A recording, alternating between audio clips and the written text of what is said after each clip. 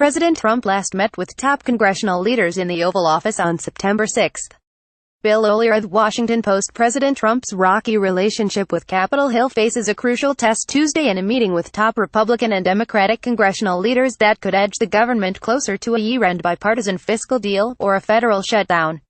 Leaders in both parties spent Monday preparing to make their case to an unpredictable president who abruptly sided with Democrats the last time he sat down with top leaders.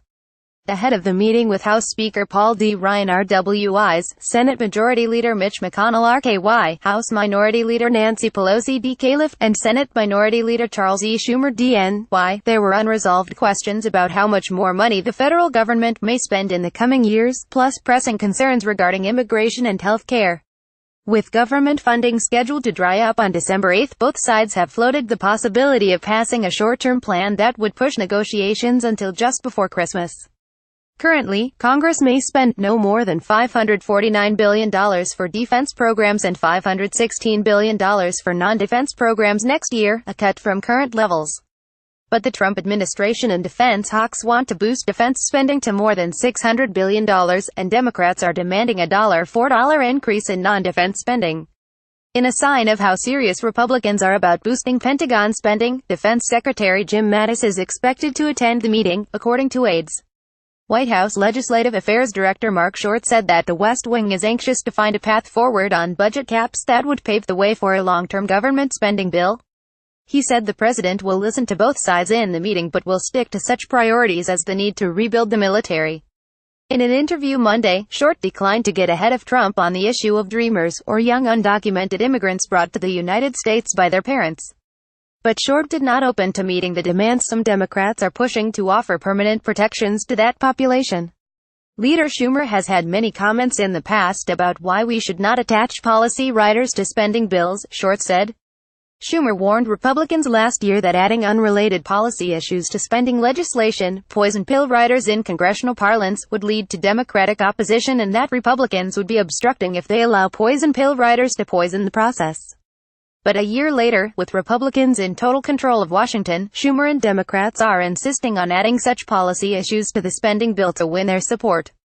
Given that House Republicans have needed Democrats to help pass spending bills in recent years amid opposition from fiscal conservatives and because Senate Democrats can filibuster spending legislation, Schumer and Pelosi believe they have leverage to force a deal.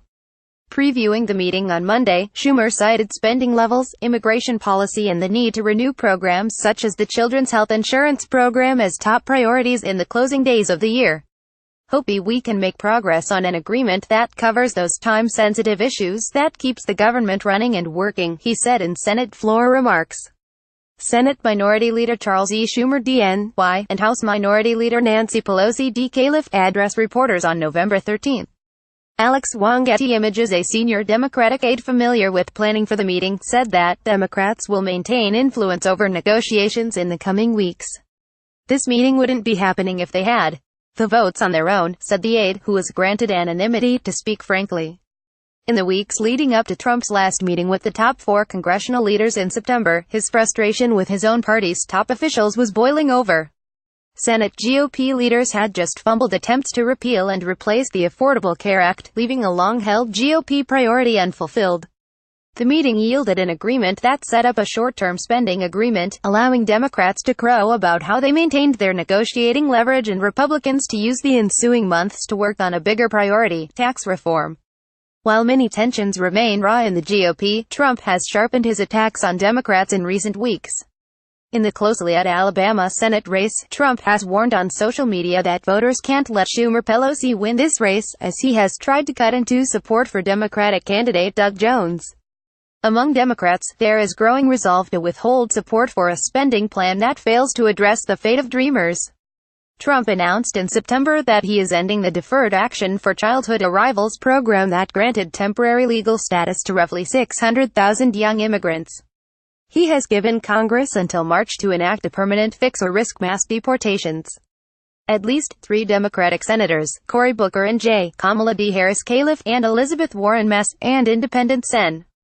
Bernie Sanders Vermont, all of whom are potential Democratic presidential candidates in 2020, have said they would vote against the spending plan if it doesn't include protections for Dreamers. Other potential Democratic presidential contenders, including Sens. Kirsten Gillibrand NY and Chris Murphy Kahn, have suggested they might also withhold support.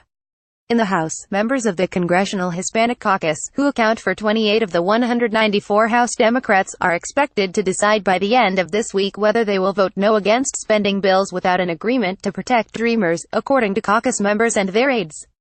If they do, aides expect most if not all members of the Congressional Black and Asian and Pacific Islander caucuses to join in opposition. Dozens of other Democrats might also vote no, representing more than half of the caucus. Before the Thanksgiving break, aides to top Hispanic caucus members huddled with senior aides to Pelosi to once again press her to push the issue. Caucus members are also hoping to meet with Schumer on Tuesday before he heads to the White House to convey their concerns, aides said. At this point, we feel they get it, an aide to a senior Latino lawmaker said about Pelosi and Schumer. But Republicans remain insistent that establishing the parameters of a government spending bill that extends beyond elections next November should be the top priority for Tuesday's meeting. You don't want to have a spending shutdown crisis before the midterms next year. So I think it's important for both sides, honestly, to reach that agreement, said Rep. Tom Cole Rockla, a close ally of House GOP leaders. Cole said he expected the president to trust his instincts during the negotiation, and he warned Democrats against holding up a spending bill over pressure to reach an immigration deal. If you try to hold the entire government hostage to a single issue, Cole said, there's a risk of making the same mistake Republicans made in 2013 over Obamacare. It's very apt to backfire. Republican opposition to the Affordable Care Act in 2013 led to a government shutdown that the public widely blamed on the GOP. Rep. Andy Biggs-Rares, an outspoken conservative lawmaker, said Monday that he supported Ryan's calls not to include a DACA solution in the spending plan. Congress should pass single-subject legislation, which maximizes the transparency of our votes to constituents. It would be a grave mistake to add DACA reform to the spending bill, Biggs said in a statement, adding that a separate immigration measure should include money to build a wall along the U.S.-Mexico border. Asked what he hoped Tuesday meetings would yield, Sen.